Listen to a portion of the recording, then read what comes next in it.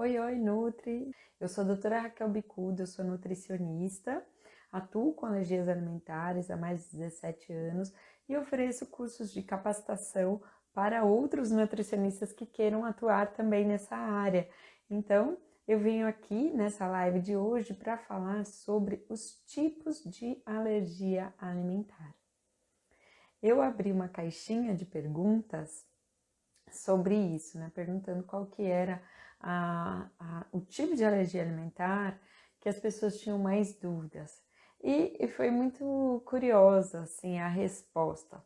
Então, eu recebi respostas como, a minha principal dúvida, né, o principal tipo de alergia que eu tenho dúvida é APLV, alergia à proteína do leite de vaca, ou alergia à soja, alergia a frutas. E eu achei bem interessante isso. Por quê? Olha só, quando eu perguntei o tipo de alergia, a resposta não foi o tipo de alergia, e sim o alimento envolvido com a alergia. Então, as pessoas confundem tipos de alergias alimentares com quais alimentos estão envolvidos nessa alergia alimentar.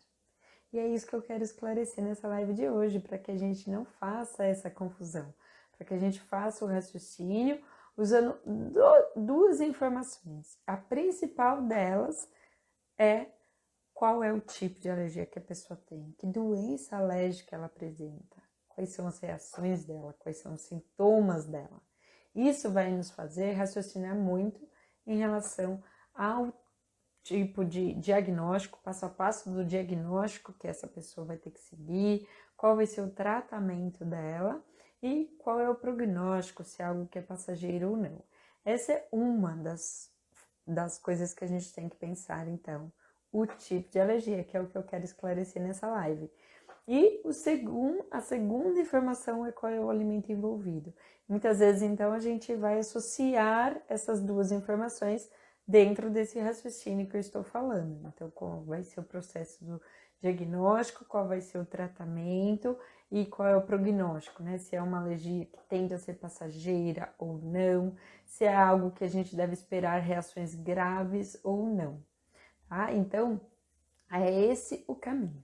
Então, vamos pensar aí primeiro nos tipos de alergia e depois nos alimentos envolvidos. Então, eu vou falando aí mais ou menos, né, de acordo com cada tipo, qual seria o alimento mais comumente envolvido, mais frequentemente envolvido. Acho que é importante a gente usar esse tipo de raciocínio quando a gente fala, então, em alergia alimentar. Falando dos tipos primeiro. Então, eu vou dividir aí as alergias alimentares em 3 grandes grupos, de acordo com o mecanismo imunológico envolvido, que são, então, as alergias mediadas por IgE, não mediadas por IgE e alergias mistas.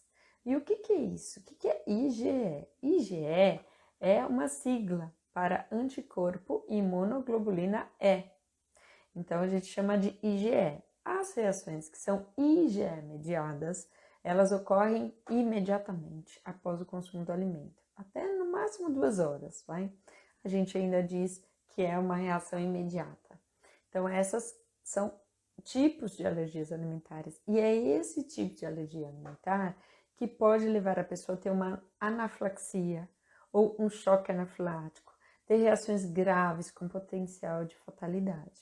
São reações que geralmente envolvem a pele, o sistema respiratório, o sistema gastrointestinal, em casos mais graves, o sistema cardiovascular e reações sistêmicas que a gente fala, né? Quando tem vários sistemas envolvidos.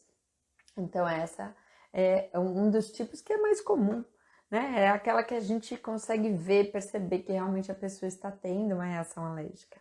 Agora, o segundo tipo que eu falei, né, que seria um outro mecanismo, seria as reações não mediadas por IgE. E aí, dentro deste grupo das não mediadas por IgE, eu tenho várias doenças. E cada doença eu vou enxergar de uma forma diferente. Então, eu tenho uma doença que começa a acontecer ainda quando o bebê está em aleitamento materno exclusivo, mas que geralmente o bebê ele adquire resolução desse problema até no máximo 1 ano de idade, muitas vezes antes disso, que é quando o bebê apresenta sangue nas fezes, e a gente chama de proctocolite induzida por proteína alimentar. Esse é um tipo de alergia que geralmente ocorre ainda com o bebê em aleitamento materno exclusivo. Ela pode ocorrer com o uso de fórmulas infantis também, mas geralmente ela começa ainda com o bebê não consumindo alimentos sólidos, então começa muito precocemente e ela geralmente o alimento mais comumente envolvido é o leite de vaca. Por isso que muitas vezes as pessoas falam, essa criança tem a PLV. Mas é importante a gente pensar que não é a PLV que ela tem, é proctocolite. E no caso, a proteína do leite de vaca é a proteína que mais causa esse tipo de problema. Mas proteínas de outros alimentos também podem causar isso, como, por exemplo, a proteína da soja pode causar isso.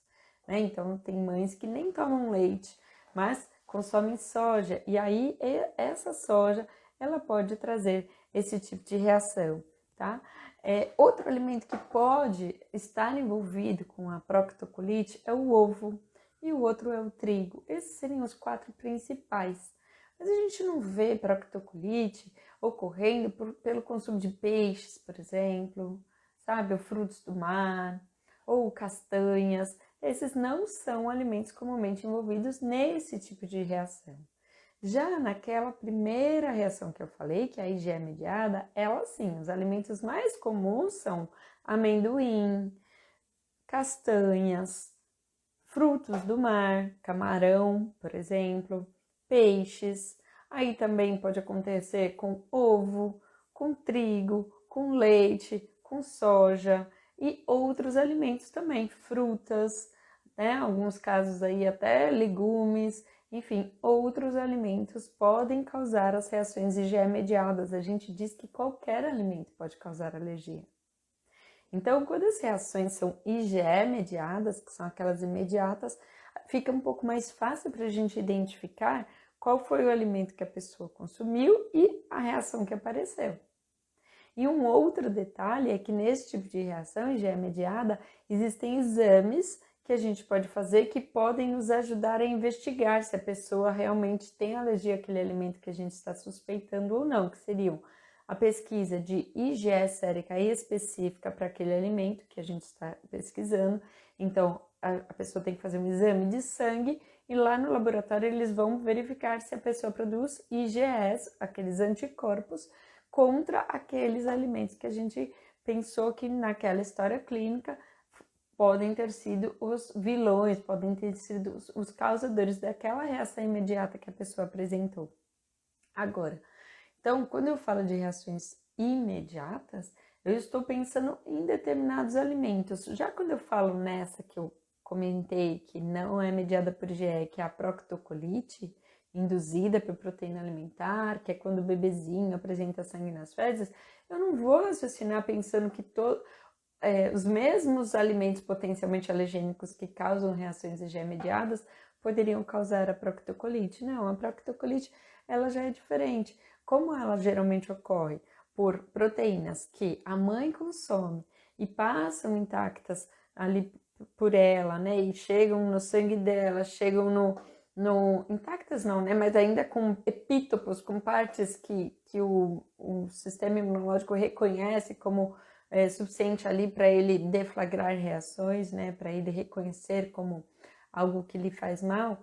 Então, tem algumas proteínas que a mãe consome que ainda ficam ali uns pedacinhos que o sistema imunológico do bebê pode vir a reconhecer quando essa proteína passa pelo leite materno, o bebê ingere e aí ela, quando chega no organismo do bebê, ele vai fazer mal para ele. Mas não são todas as proteínas que percorrem esse caminho. Não são todas as proteínas que chegam, né, fazendo todo esse caminho e chegam num ponto em que o organismo do bebê vai reconhecer aquilo e vai ter a reação, tá? Então, por isso que é sempre muito importante a gente pensar no tipo de alergia que a pessoa está apresentando, tá? Então, eu comecei a falar aqui das não mediadas por IgE e vou voltar a falar sobre elas. Então, dentre as reações não mediadas por IgE, né, eu digo até as doenças alérgicas que seriam não mediadas por imunoglobulina E e que podem ser apresentadas ali seriam a proctocolite, induzida por proteína alimentar, que eu comentei que é aquela que é caracterizada pela presença de sangue nas fezes, sangue esse que pode vir acompanhado por diarreia e muco. Aí uma outra seria a enteropatia, induzida por proteína alimentar. Enteropatia, eu vou falar então que é uma doença do intestino. E aí é uma doença que geralmente pega a parte do intestino que é responsável por fazer digestão dos alimentos e absorção dos nutrientes, que é o intestino delgado, a nossa primeira porção do intestino. Então, quando a criança apresenta esse tipo de alergia alimentar, ela vai ter outros sintomas, que seriam o baixo ganho de peso, uma vez que ela não está conseguindo digerir bem aquilo que ela está consumindo e absorver os nutrientes, o baixo ganho de peso vem como um sintoma, vem como uma consequência. A cólica e irritabilidade importantes também podem acontecer, porque algumas substâncias que passam intactas, então, porque não são bem digeridas, elas começam a fermentar e aí, principalmente quando chegam ali no colo intestinal, há uma maior fermentação. Essa criança tem distensão abdominal, flatulência excessiva, algumas consequências, então, disso, tá? Ela apresenta, e o principal seria esse baixo ganho de peso, né? Agora, esse tipo de alergia, esse tipo de doença, de alergia alimentar não mediada por IgE, ela nem é tão comum via leite materno. Ela é mais comum quando a própria criança está consumindo uma fórmula infantil. Então, às vezes, em aleitamento materno misto ou em aleitamento exclusivamente através de leite artificial, né, as fórmulas infantis, é que a gente observa mais esse tipo de reação.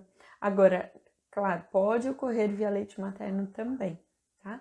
Mas é importante a gente entender ali qual é o tipo. E deste tipo que eu estou falando, o alimento mais comumente envolvido é o leite de vaca, em segundo lugar a soja, porque muitas vezes oferecem fórmulas de soja para o bebê e ele apresenta esse tipo de sintoma. Aí eu vou falar de um outro tipo agora de alergia não mediada por IgE, então tá dentro desse grupo, né, desse mecanismo não mediado por IgE, que também acomete aqui o trato gastrointestinal, que seria a síndrome da enterocolite induzida por proteína alimentar.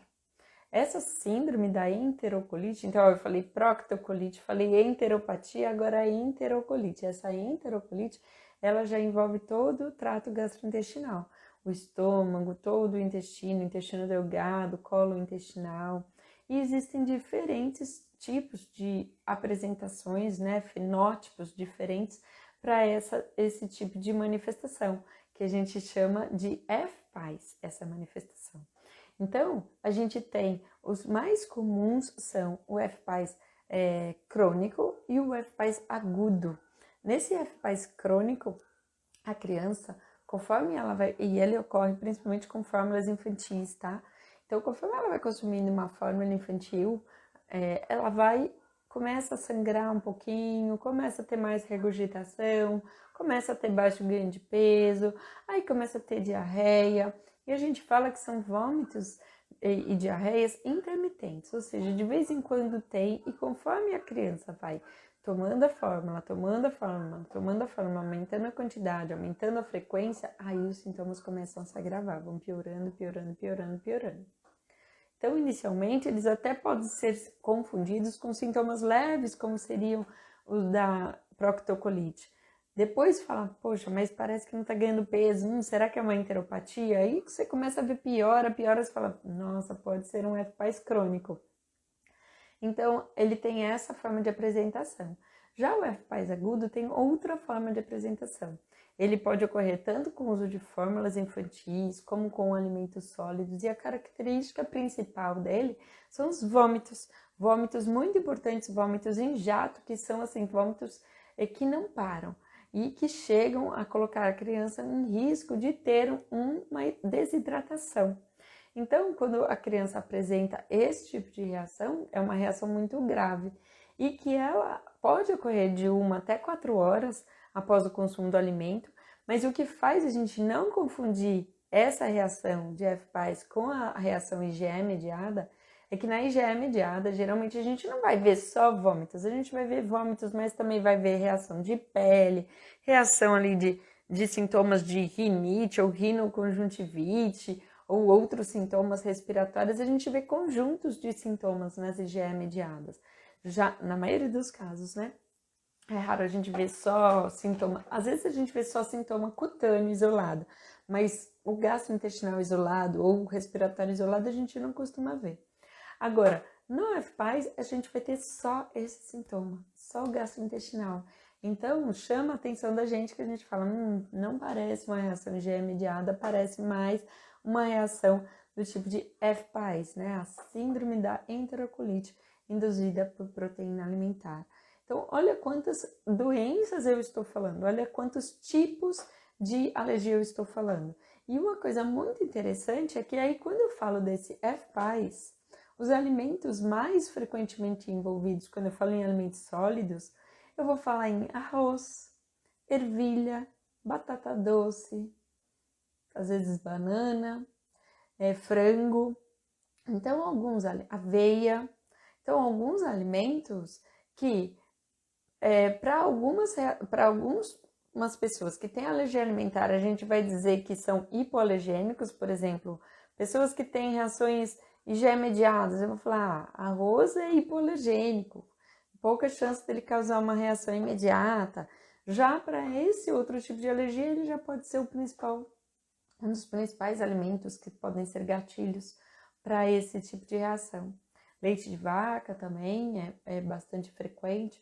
Então, a gente tem que pensar não apenas no alimento que está sendo envolvido, mas no que é que a pessoa o que é que a pessoa tem. Quais são os sintomas que ela apresenta?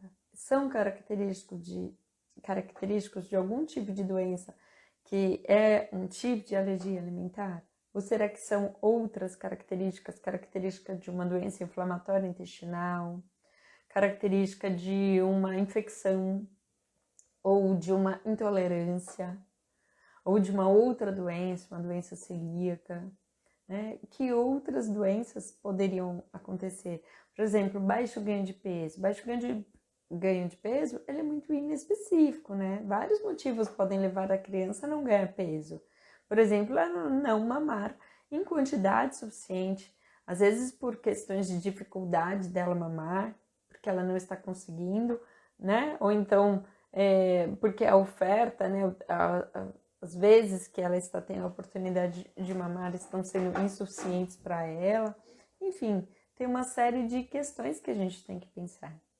E o que nos dificulta muitas vezes nessas alergias não mediadas por IgE é essa dificuldade de identificar se realmente é uma alergia, porque existe uma série de diagnósticos diferenciais nos quais a gente também tem que pensar, e a dificuldade de não termos exames que poderiam nos ajudar na identificação de um possível alérgeno.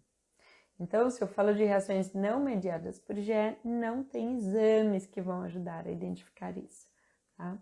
Ainda dentro desse grupo das reações não mediadas por IgE, com sintomas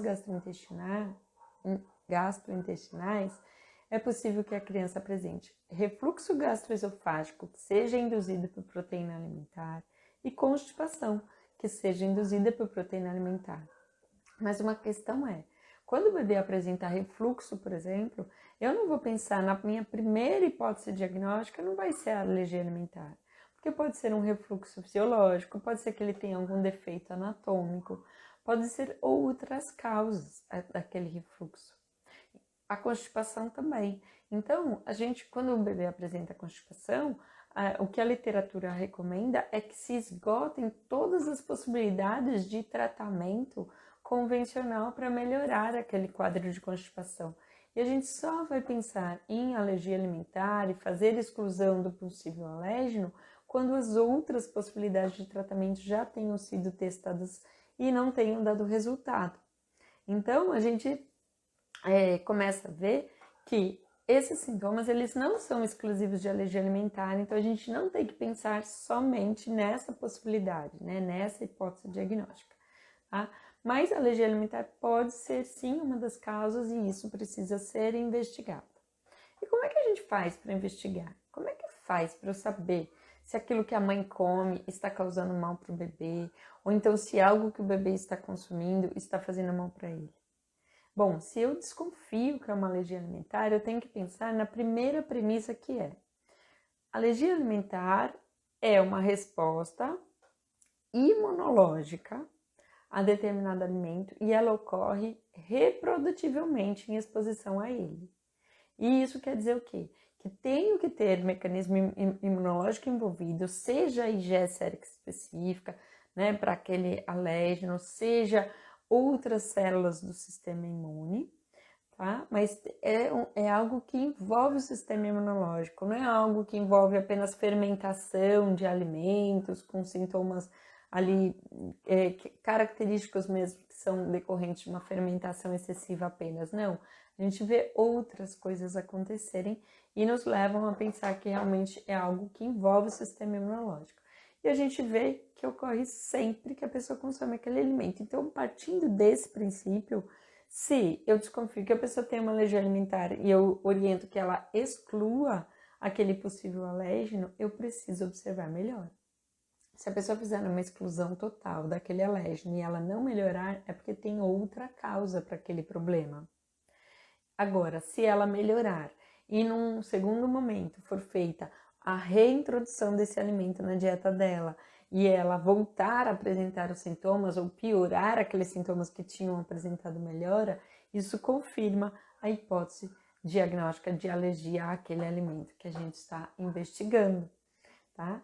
Então, é sempre importante a gente pensar dessa forma, quando a gente fala em alergia alimentar, pensar no tipo de alergia, não somente no alimento envolvido.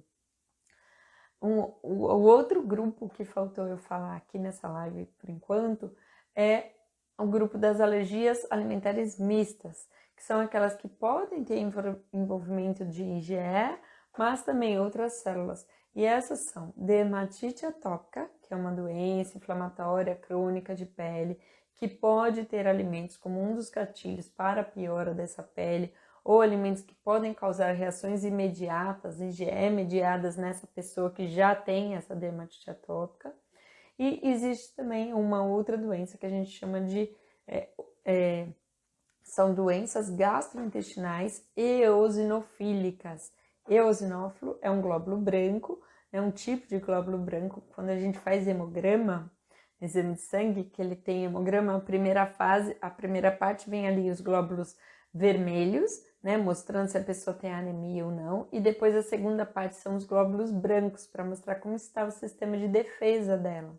E algumas pessoas apresentam os eosinófilos aumentados. Tem vários glóbulos brancos, né, vários tipos, tem basófilos, linfócitos, e eosinófilos é um deles. E os eosinófilos, eles costumam ficar aumentados em duas situações. Uma delas seria a parasitose, e a segunda seriam doenças alérgicas. Mas aí não precisa ser necessariamente alergia alimentar. Se a pessoa tiver uma rinite, por exemplo, ela já pode ter eosinófilos aumentados. E geralmente a gente observa eosinófilos aumentados no exame de sangue, ou seja, eles estariam percorrendo ali perifericamente, né, percorrendo o nosso sangue. A gente não costuma ver número de eosinófilos em grande aumento infiltrados nos nossos tecidos. Mas para quem tem essas doenças gastrointestinais eosinofílicas, se a gente fizer exame endoscópico com biópsia ali daquele tecido, a gente vai ver um número aumentado de eosinófilos infiltrados naquela parede daquele tecido. Isso pode ocorrer na região do esôfago, na região do estômago ou do intestino. E ocorrendo na região do esôfago, a gente vai chamar de esofagite eosinofílica. Se ocorrer no estômago, gastrite eosinofílica. Se for também ali no intestino, a gente vai falar que é uma gastroenterite eosinofílica. E a gente vê mais frequentemente, né, que a gente costuma observar ali como resultado dos exames, seriam as esofagites eosinofílicas. E nessa esofagite eosinofílica, a gente às vezes vê positividade de IgE e a pessoa apresentando também sintomas imediatos, além desse sintoma crônico que é a inflamação do esôfago. Inflamação tal que, dependendo da frequência com que a pessoa consome aquele alimento, isso vai inflamando o esôfago de tal forma que vai estreitando a passagem dos alimentos, a pessoa começa a ter muita dor para se alimentar, ela começa a ter engasgos frequentes, impactação de alimentos, dor no peito, ela começa a comer sempre acompanhado por água. Isso é sinal de esofagite, né? E isso precisa ser pesquisado, então, porque pode ser sinal dessa alergia alimentar. E aí, quando a gente fala dessas doenças mistas, esse grupo de alergias alimentares mistas, né, tanto a dermatite atópica quanto a esofagite eosinofílica, a gente vê muitas vezes desenvolvimentos de múltiplos alimentos, vários alimentos, podendo ser gatilhos ali para aquela piora, ou vários alimentos que, mesmo não sejam gatilho, a pessoa tem positividade no exame. Então é bem interessante a gente perceber essa característica, que dependendo do tipo de doença que a pessoa apresenta, do tipo de doença alérgica que ela apresenta, diferentes alimentos podem estar envolvidos. No caso da dermatite atópica, por exemplo, ovo é um dos principais gatilhos quando a gente fala de alimentos. Leite de vaca também, outros alimentos também podem estar envolvidos, mas o ovo ele é bastante frequente. E quando eu falo da esofagite eosinofílica, aí já seriam leite de vaca e trigo os principais alérgenos envolvidos. Então, perceba que ao longo dessa live eu estou falando sobre diferentes tipos de alergias alimentares e diferentes alimentos que estariam ali relacionados àquelas doenças. A gente não vê, por exemplo, muita alergia a frutas, né? Frutas sendo os gatilhos para esofagite eosinofílica não é o mais comum. As frutas também não são o principal gatilho, por exemplo, de uma dermatite atópica, não é o mais comum. Quando a gente fala de alergia a fruta, o mais comum que a gente vê são reações IgE mediadas, são aquelas imediatas. Quando a gente fala de castanhas, também, o que a gente mais vê são as reações imediatas. Quando eu falo de peixes, frutos do mar, também. Então, para cada tipo de doença alérgica, eu vou pensar num alimento. Então, olha só, diz para mim se existe eu dizer se é fácil, ó, a pergunta é fácil raciocinar se eu disser assim, essa pessoa tem APLV? Para mim não é fácil, porque eu vou falar, tá bom, ela tem alergia à proteína no leite de vaca. Poxa, mas o leite de vaca pode causar esofagite eosinofílica, dermatite atópica, proctocolite, enteropatia, enterocolite, alergia IgE mediada. Bom, peraí, eu quero saber o que essa pessoa tem.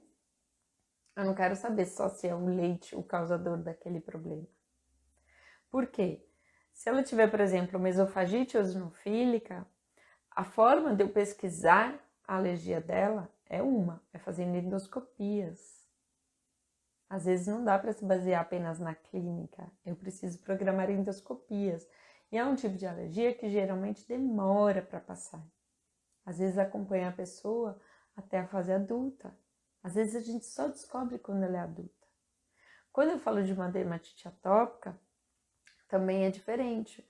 A forma de eu verificar se ela é alérgica ou não. Porque tem pessoas que vão ter reações imediatas quando consomem um alimento, mas tem aquelas que só vão ter uma piora tardia do eczema de pele quando consomem um alimento.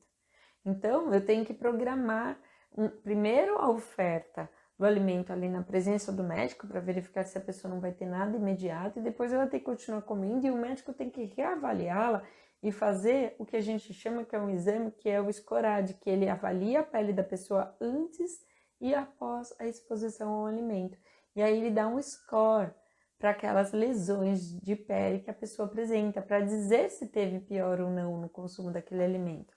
E ainda temos a dificuldade de controlar outros fatores que poderiam agravar a pele dessa pessoa.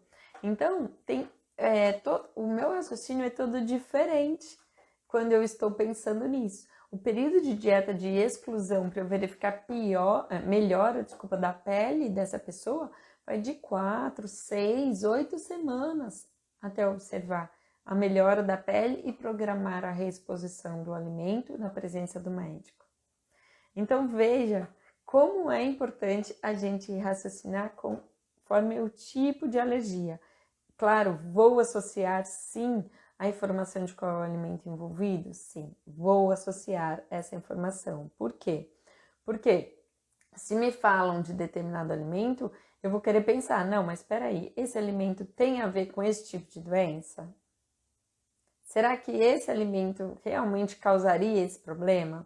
Porque a gente tem que fazer essas diferenciações. É isso que separa a pessoa que entende de alergia alimentar dos demais profissionais, das demais pessoas.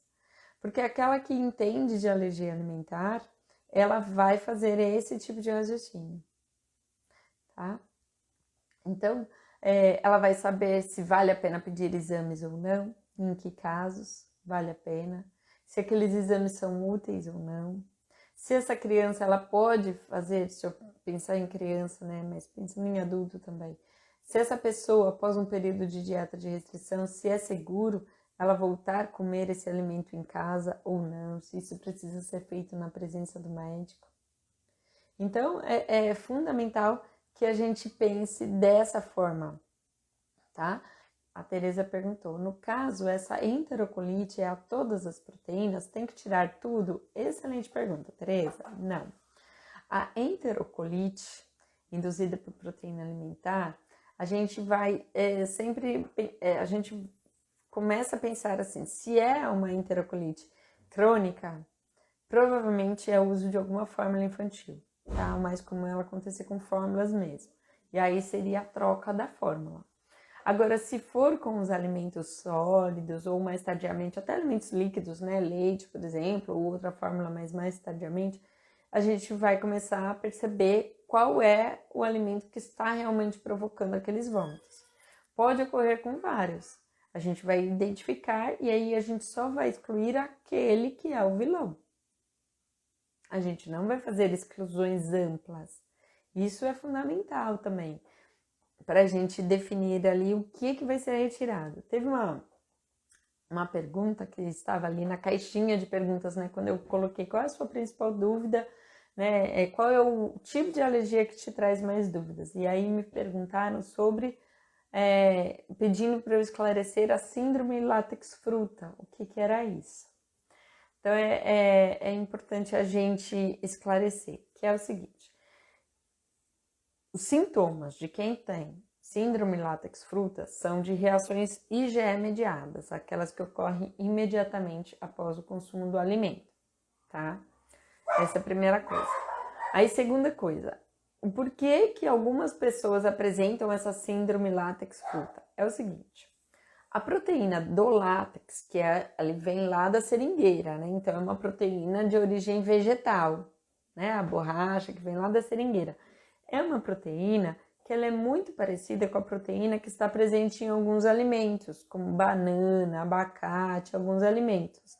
Eles têm a proteína muito parecida.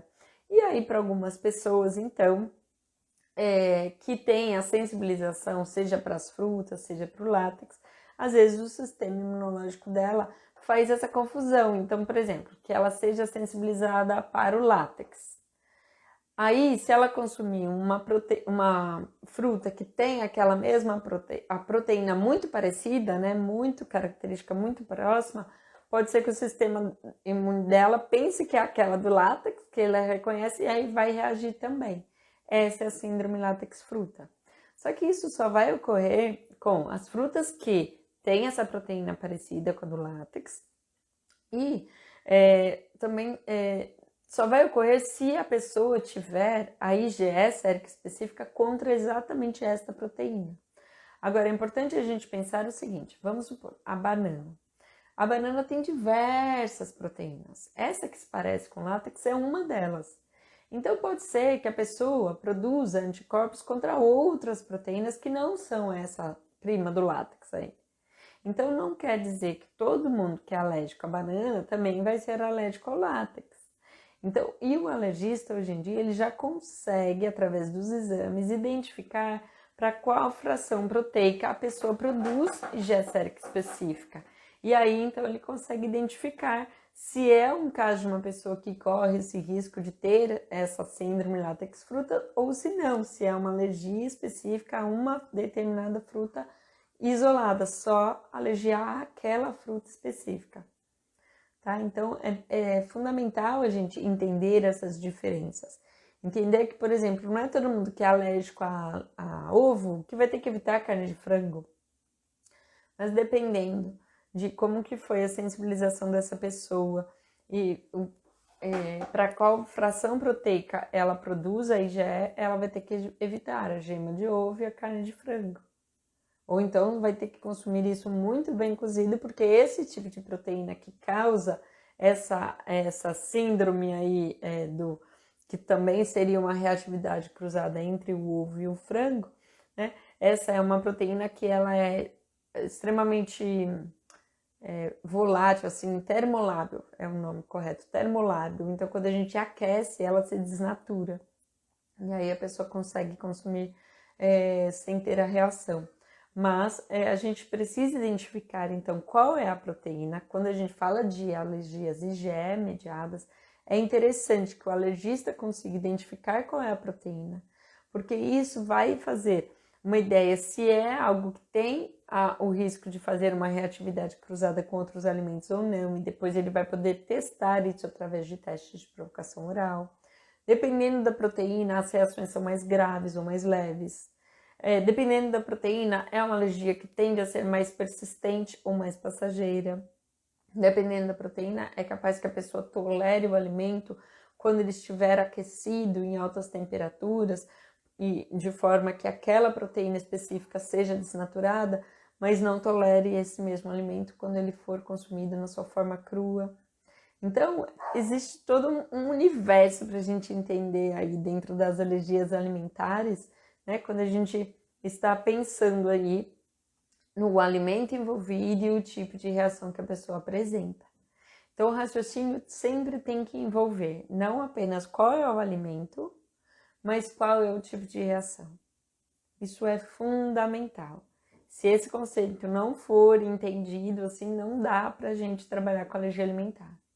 Ontem mesmo eu estava dando uma palestra no SESC, lá de Jundiaí, tinha algumas professoras que trabalham com escolas e estavam presentes para poderem entender mais sobre as alergias alimentares. E elas, assim como várias professoras de rede pública comentam comigo, aliás, não só a rede pública, a rede particular também, elas comentam que elas vêm recebendo relatórios de médicos dizendo que a criança tem alergia a determinados alimentos. E uma coisa bem interessante que eu tenho percebido de alguns nutris, e eu tenho gostado disso, é que conforme elas começam a entender sobre alergia alimentar, elas começam a querer questionar os relatórios desses médicos, porque realmente vem alguns relatórios sem pé nem cabeça, do tipo, olha esse exemplo, um que veio para uma colega específica e ela me mostrou, veio assim, essa criança tem alergia à proteína do leite de vaca, ofereça para ela apenas leite A da fazenda. Falei marca, mas era só para contar o exemplo. Assim, é claro que essa criança não tem alergia ao leite de vaca, porque se ela tivesse, ela não poderia consumir dessa marca. E às vezes os médicos, eles escrevem coisas nos relatórios que levam as pessoas a se confundirem, né? Falam assim, não, peraí, não é a alergia que ela tem, não é possível, porque eu já entendi que na alergia ela não vai poder nenhum tipo de proteína, né? Se ela é alérgica a leite, ela não vai poder nenhum tipo de leite. Então, peraí, vamos entender. E aí eu acho bem bacana isso, quando o Nutri que trabalha lá na escola começa a questionar e começa a criar protocolos para dizer, não, peraí, vamos criar um protocolo, porque quando essa criança chegar aqui com um laudo dizendo que ela tem restrições alimentares, é importante dizer qual é a doença que ela tem, qual é o alimento envolvido, em que fase ela está, se ela está em fase de diagnóstico, investigação, ou se ela já teve uma comprovação do seu diagnóstico. Isso também é fundamental, porque durante a fase do diagnóstico, eu falei no início da live, que a pessoa tem que fazer uma dieta de restrição. Então é importante dizer no relatório, olha, essa criança está sob investigação dessa alergia alimentar. Não quer dizer que ela seja alérgica já, mas para essa investigação a gente pede que durante esse período ela fique totalmente isenta do alimento tal. Isso faz parte do processo. Então, antes de dar o rótulo para a criança dizendo que ela é alérgica, a gente tem que dizer para a escola o que está acontecendo de fato. Não, ela está sob investigação. Não é para dar o... Porque tem gente que acha que é mais fácil dizer que é alérgico, porque fala assim, ela não vai correr o risco de consumir nada. Só que aí, é nesse momento que a gente vê laudos escritos, a pessoa tem alergia à lactose, sabe esses erros que fazem a gente não entender nada e fazem com que se perca a segurança no tratamento do alérgico? É isso que a gente não quer que aconteça. Então, quanto mais a gente entende sobre a alergia alimentar, mais a gente consegue exigir que todas as pessoas envolvidas nesse processo, né? Então, se é o médico que é o responsável ali por dar o diagnóstico, fazer o relatório, ele tem que fazer isso de uma forma correta. Então, como eu disse, ele vai dizer qual é o tipo de alergia alimentar que a pessoa apresenta, qual é o alimento envolvido, se está na fase de diagnóstico ou se isso já foi fechado, o diagnóstico. Se é uma criança que, por exemplo, tolera os alimentos em preparações assadas ou não. Então, qual é o grau que ela tolera de processamento térmico, né? O que ela costuma apresentar e como deve ser o tratamento dela no caso de reações, o que deve ser feito. Tudo isso precisa estar no laudo. Então, é super importante, não adianta dizer, ela é alérgica à batata. Tá, é a batata, mas o que ela apresenta? O que vai fazer caso ela coma batata? Ela é alérgica à batata de todos os jeitos? E batata doce, ela pode ou só não pode a batata inglesa? Como é que é isso? Tem que deixar tudo muito claro.